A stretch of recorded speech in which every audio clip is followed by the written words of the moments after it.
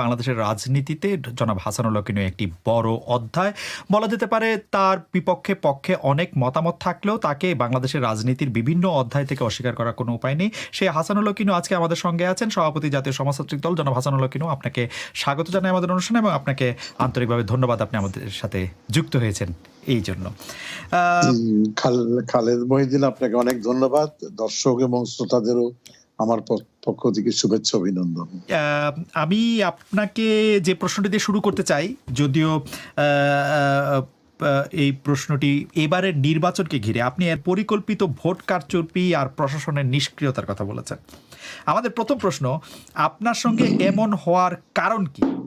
এই রকমের হওয়ার পিছনে সরকার প্রধানের কি ভূমিকা ছিল? ধন্যবাদ।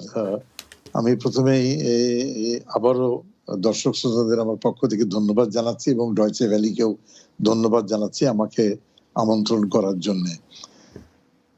নির্বাচন হয়ে গিয়েছে এবং এই নির্বাচনটা একটা চ্যালেঞ্জের ভিতরে নির্বাচনটা হয়েছে, কারণ বিএনপি জামাত আর তার মিত্র শক্তিরা, আমি বলি যে একটা নির্বাচন বানচালের যুদ্ধের ভিতরে নির্বাচনটা হয়েছে এবং সেই নির্বাচনটা কোন রকমে সম্পন্ন করতে সফল হয়েছে সরকার, প্রশাসন। এবং এই যেহেতু একটা চ্যালেঞ্জের ভিতরে এবং একটা রাজনৈতিক যুদ্ধের ভিতরে এই নির্বাচনটা হয়েছে, সুতরাং এই নির্বাচনে অনেক কমতি ঘাটতি ছিল এবং আছে, সেগুলো নিয়েই নির্বাচনটা শেষ হয়েছে। সম্প্রতি আপনি একটা বক্তব্যে ৩ মাথা দানবের কথা বলেছেন। সেই ৩ মাথা দানবের মধ্যে আপনি অসৎ ব্যবসায়ের কথা বলেছেন, অসৎ আমলার কথা বলেছেন, অসৎ রাজনীতিবিদদের কথা বলেছেন। আমরা একটু পরিচয় জানতে চাইবো যে এই ৩ মাথার দানবদের পরিচয় কি। আমরা যদি ব্যবসায়ীদের প্রসঙ্গে প্রথমে শুরু করি, এই অসৎ ব্যবসায়ী, দুর্নীতিযুক্ত ব্যবসায়ী তারা কারা? তারা কোন দল করে জনাব হাসানুল হক?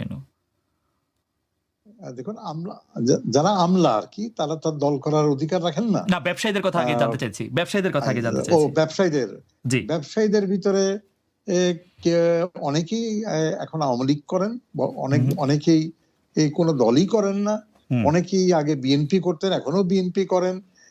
সুতরাং জেলার থেকে যদি আপনি ধরেন ঢাকা পর্যন্ত, তাহলে দেখবেন যে অনেক বিএনপির নেতা, স্থানীয় বিএনপি পন্থী ব্যবসায়ীরা দাপটের সঙ্গে এখন ব্যবসা করে যাচ্ছে।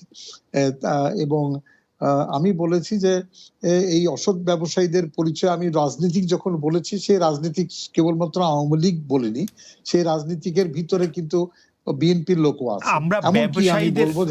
এমনকি আমি বলবো জামাতের লোকও আছে। যদি রাজশাহীর ঘটনা দেখেন, রাজশাহীতে সবচেয়ে বড় বড় ব্যবসা, সিলেটের বড় বড় ব্যবসা একেবারে পরিষ্কার জামাতের লোক ব্যবসা করে। ব্যবসায়ীদের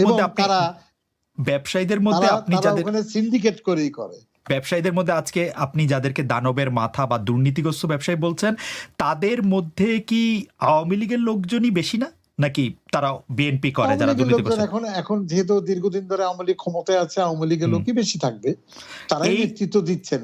এই ৩ মাথা দানবের এক মাথা দুর্নীতিগত ব্যবসায়ীরা, তারা যদি আওয়ামী লীগই করেন বা আওয়ামী লীগের বা যেই দলই করে থাকেন, তাদেরকে দমন করা সম্ভব হচ্ছে না বলে কি কেন আপনি মনে করেন? আমরা কিন্তু কয়েকদিন আগে পর্যন্ত দেখেছি যে ব্যবসায়ীদের যে শীর্ষ সংগঠন আছেন, ব্যবসায়ীদের যারা নেতৃবৃন্দ আছেন, তারা সবাই বর্তমান প্রধানমন্ত্রী বা আওয়ামী লীগের প্রতি এক ধরনের আনুগত্য প্রদর্শন করেছেন, বলেছেন যে আওয়ামী লীগ থাকলে তারা ভালো থাকবেন, ভালো করছেন। আপনার কাছে কি মনে হয়, তারা যদি দানব হয় এবং অসৎ ব্যবসায়ী হয়? দেখেন, আমি সবসময় একটা বিশেষণ যোগ করেছি, কতিপয় অসৎ রাজনীতিক, কতিপয় অসৎ ব্যবসায়ী, কতিপয় অসৎ আমলা। এবং আপনি দেখবেন যে এখনো এই সচিব পর্যায়ের কর্মকর্তা, ডিআইজি পর্যায়ের কর্মকর্তা জেলে আছে, কিন্তু বিচারাধীন। এই আমলে এই গত 1 বছরের ভিতরে জেলে কারাগারে গেছেন কিন্তু। সুতরাং আমার কথাটা যে মিথ্যা না, তথ্য দিয়ে আমি বলছি যে আমলাদের ভিতরে সর্বোচ্চ পদ হচ্ছে সচিবের পদ। এবং এখানে এটা অভূতপূর্ব একটা দুঃখজনক ঘটনা যে সচিবের মর্যাদার লোক, ডিআইজির মর্যাদার লোক কারাগারে বসে আছে দুর্নীতির অভিযোগে, এবং দুদক তাদের বিরুদ্ধে মামলা দায়ের করেছে। একইভাবে ক্যাসিনো কাণ্ডের হোতা মহানগরের দাপুটে আওয়ামী লীগ নেতা কারাগারে আছে কিন্তু।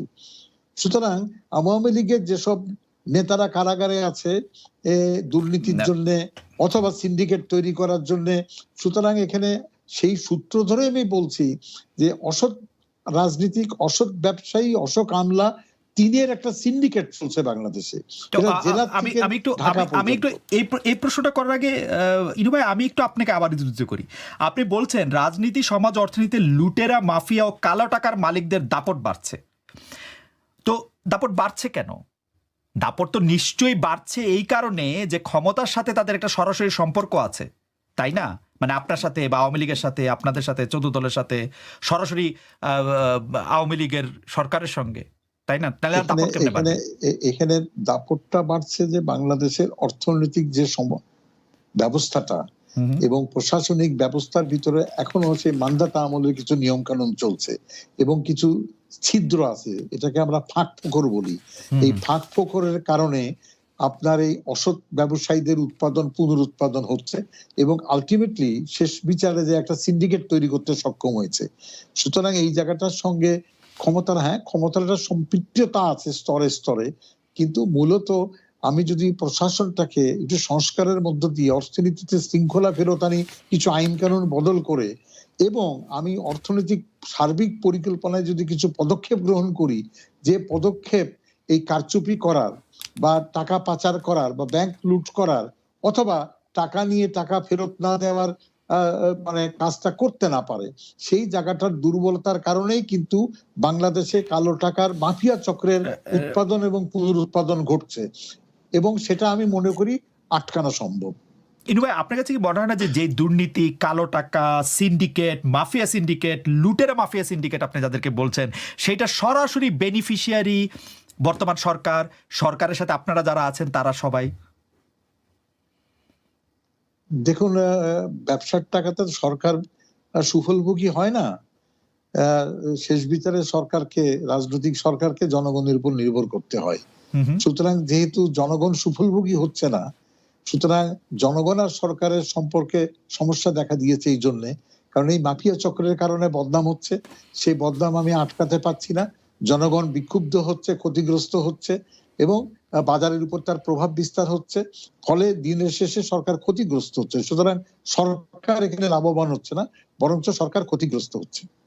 না, কিন্তু আমরা তো দেখছি যে সরকারি দল যারা করছেন তাদের তাদের তাদের তাদের ব্যাংকের টাকা, তারা যে ট্যাক্স যে রিটার্ন দিচ্ছেন সেটি পর্যালোচনা করে আমরা দেখছি তাদের সম্পদ বেড়েই চলছে। সরকারের যারা আছেন তারা যে লাভবান হচ্ছেন সেটি তো প্রমাণিতই। দেখুন, সরকার যদি বলেন যে ক্ষমতাসীন সরকারের ভিতরে এমপি 350 এমপি, আর উপজেলার নির্বাচনে উপজেলার চেয়ারম্যান সাহেবরা বা ইউনিয়ন পরিষদের চেয়ারম্যান সাহেবরা, তাদের যদি এই আয়কর বিভাগের কাছ থেকে যে তালিকা পাবেন আপনি, সেখানে যে সম্পদ বৃদ্ধি, এটা নিয়ে কোনো মাথা ব্যথা নাই। যেখানে কোটি কোটি টাকার লুটপাট হচ্ছে, সেই টাকাটা তো তাদের ব্যাংকে যাচ্ছে না, তো ব্যাংকে দেখাতে পাচ্ছেন না আপনি।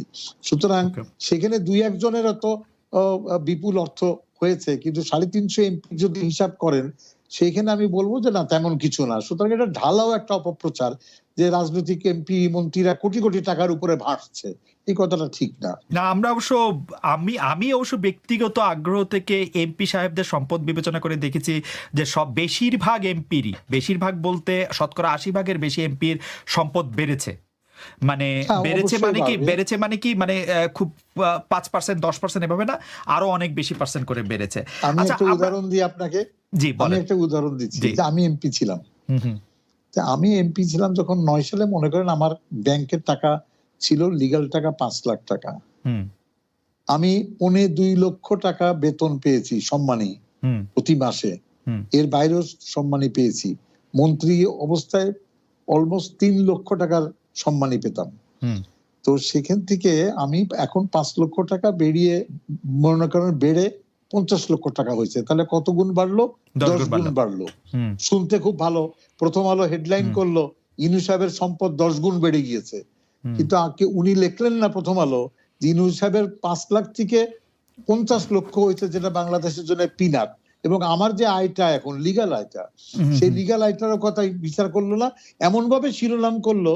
ঠিক তেমনি একটা নারী এমপির কথা বলুন বা পুরুষ এমপির কথাই বলুন, যার 15 লক্ষ টাকা ছিল, এখনো তো 1 কোটি টাকা না তার ব্যাংকে না কিন্তু দীর্ঘ 15 বছরের পরে হয়েছে। কিন্তু ইনু ভাই, কয় গুণ বাড়লো? ইনু ভাই এটা একটু 15 গুণ 20 না গুণ? ইনু ভাই এটা একটু সরলীকরণ হলো কিনা, কিন্তু আমরা কিন্তু অনেকের ক্ষেত্রেই না, দেখেছি, সরলীকরণ হয়নি। আমি অনেকের ক্ষেত্রেই বললাম দেখেছি, এই মানে আমি টাকাটা আমি আমি বর্তমান আমি আমি আপনার কেসটা বিবেচনা করছি না, কিন্তু আমি অনেকের ক্ষেত্রেই দেখেছি 1 কোটি থেকে 100 কোটি টাকা হয়েছে, 2 কোটি টাকার থেকে হ্যাঁ, সেটা 56 আমি কোটি টাকা মানছি। হয়েছে। না, এই 1 যাদের কোটি লাখের টাকা ঘরের থেকে টাকা, 100 কোটি টাকাটা, জি যাদের হ্যাঁ, লাখের ঘরের টাকা 1 সেই কোটি টাকাটা আমি 1 কোটি বিবেচনা থেকে করি। 100 কোটি যেটা হয়েছে সেটা জি। আমি আপনারটা নিচ্ছি, সমালোচনাটা সেটা তাকে জবাবদিহি করতে হবে, কিন্তু আয়কর বিভাগ কি করছে আমি রাইট। সেই জায়গাটাই বলবো। আয়কর বিভাগের ঘাড়ে সুতরাং কয়টা আয়কর বিভাগকে যদি সন্তুষ্ট করে থাকে তাহলে এটা নিয়ে আমি প্রশ্ন করতে পারি না। এই জায়গাটা আমি ক্লোজ করতে চাই। আয়কর বিভাগের ঘাড়ে কয়টা মাথা? আচ্ছা যাই হোক, আমরা আমাদের না, পরবর্তী প্রসঙ্গে আসি। মাথা ঠিকই আছে। আয়কর বিভাগ তো আমি একবারে 1 কোটি টাকার একটা লোন নিয়েছিলাম সেই বহুদিন আগে 96 সালে, বুঝলেন? যখন মাননীয় প্রধানমন্ত্রী বলেছিল যে ডিজিটাল বাংলাদেশ করার জন্য তথ্য যোগাযোগ প্রযুক্তির ক্ষেত্রে বিনা বন্ধকিতে 1 কোটি টাকা লোন দিবে সোনালী ব্যাংক, সার্টিফিকেট বন্ধক রেখে। আমার প্রয়াত ভাই উনি কম্পিউটার ইঞ্জিনিয়ার ছিলেন, তার সার্টিফিকেট বন্ধক রেখে আমরা সম কম্পিউটার লিমিটেড এই নামে আমি একটা লোন নিয়েছিলাম। সেই 1 কোটি টাকা মানে ফেরত দেওয়ার জন্য পাগল হয়ে গেল, কিন্তু আমার নাকে দড়ি দিয়ে টাকা ফেরত নিয়েছে। কিন্তু যারা 5,000 কোটি টাকা লোন নেয় সেই টাকাটা উদ্ধার করতে পারে না, এটা ব্যাংকের ব্যর্থতা। সুতরাং আমি বারবার বলেছি যে 3 মাথার দানবকে শায়েস্তা করতে হলে মাথায় বাড়ি মারো। ইনু ভাই একটা কৌতূহল, মাথায় বাড়ি। ইনু ভাই একটা কৌতূহলতে একটা কথা বলি। আপনি এমপি ছিলেন, আপনি মন্ত্রী ছিলেন, আপনি বাংলাদেশের একটি পুরনো রাজনৈতিক দলের প্রধানের দায়িত্ব পালন করেছেন। আপনার থেকে ব্যাংক 1 কোটি টাকা লোন নিলেও সেটা আপনার থেকে আদায় করে এবং আপনি সেটি দিতে বাধ্য হয়েছেন, বা দিতে মানে সেটিকে সিস্টেমের মধ্যে রাখতে বাধ্য হয়েছেন বলে আপনি বলছেন।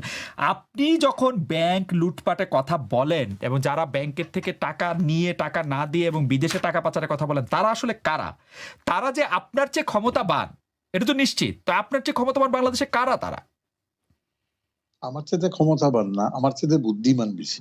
আচ্ছা, তাহলে আপনার বুদ্ধির জায়গায় একটু কম পড়ছে। মার খাচ্ছি, টাকা অবৈধভাবে টাকা কামানোর বুদ্ধিতে এটার সাথে কমতি ক্ষমতার আছে। সম্পর্ক নাই, এটার সাথে ক্ষমতার সম্পর্ক নাই।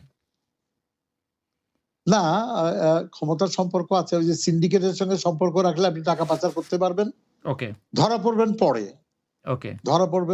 আর কি।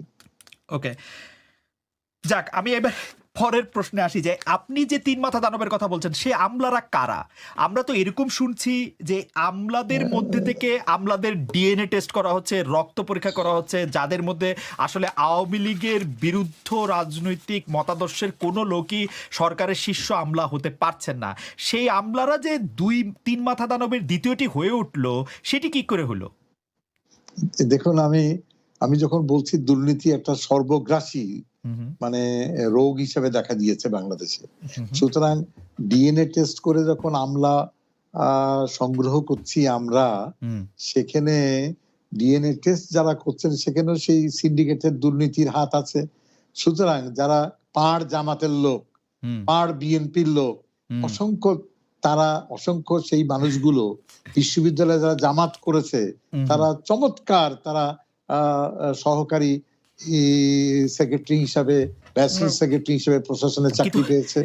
সুতরাং দুর্নীতির এই হাতটা এত সর্বব্যাপক, যার জন্য তো 75 সালে বঙ্গবন্ধু নিহত হলেন ঘরের ভিতরে ঘর থাকার কারণে। ইনু ভাই, ক্ষমতায় আসে হচ্ছে আওয়ামী লীগ, মাঝখানে তার সহযোগী হিসাবে 14 দলের মধ্যে এক দল আছে হচ্ছে জাসদ, আর সরকারের আমলার মধ্যে ব্যবসায়ীদের মধ্যে সব জায়গায় ঢুকতেছে জামাত আর বিএনপির লোক। এইটা তো আসলে একটু মানে বিশ্বাস করা হজম করা একটু কঠিন হয়ে গেল না? না, বিশ্বাস করার অবিশ্বাসের কিছু না। আপনি সিলেটে যান, চট্টগ্রামে যান, রাজশাহীতে যান, আমি আর নামগুলো বললামই না, ওখানে সবচেয়ে বড় ব্যবসাদার যারা করেন তাদের ডিএনএ টেস্ট করেন, তাদের জীবন বৃত্তান্ত নেন, তারা কি করতেন, বিএনপি করতেন, আওয়ামী লীগ করতেন না জামাত করতেন, সবাই জানবেন। আমি ব্যক্তিগতভাবে এটা নিয়ে আলোচনা করতে চাচ্ছি না। আমি এক কথাই বলে দিই যে আমাদের ঘরের ভিতরে ঘর তৈরি হওয়ার কারণে আমি যাদেরকে বলি ঘর কাটা ইঁদুর, এই যে ঘটনা ঘটছে, এর থেকে যদি রেহাই না পেতে পারি, উদ্ধার না করতে পারি, দিনের শেষে কিন্তু আমরা ক্ষতিগ্রস্ত হব, মাননীয় প্রধানমন্ত্রী ক্ষতিগ্রস্ত হবে। এবং আমি মনে করি সময় এসেছে এইটা ঘরের ভিতরে ঘর কাটা ইঁদুরদের ছিটিয়ে বিদায় করে দেওয়ার। এইটা আপনি ঘর কাটা ইঁদুর বলছেন বটে, কিন্তু এটা কেউ এটাও বলতে পারে যে আপনি আসলে দায় এড়াইতেছেন, যে কারণ এই দায় আপনাদেরকেই নিতে হবে, কারণ আপনারা ক্ষমতায় ছিলেন, আপনাদের আমি দায় জোটসঙ্গীরা এড়াচ্ছি ক্ষমতায়। না। আমি আপনি আমি আপনি আপনি এখন আওয়ামী বিএনপি লীগের জামাতের সঙ্গে উপরে দায় দিতে পারেন, কিন্তু বিএনপি জামাত তো আসলে আমি ক্ষমতার বিএনপি মাঠ জামাতকে থেকে। দায় দিচ্ছি না। বিএনপি জামাতকে দায় দিচ্ছি না। আমি দায় দিচ্ছি ওই আমলা চক্রকে, হুম, যে হুম, আমলা চক্র টাকাকে দেবতা মনে করে। হুম, হুম। ওই এই রাজনীতিককে যে যে টাকা ছাড়া কিছু বুঝে না, এই আমলাকে যারা সেই আমলা আমলা। শীর্ষ আমলা করছে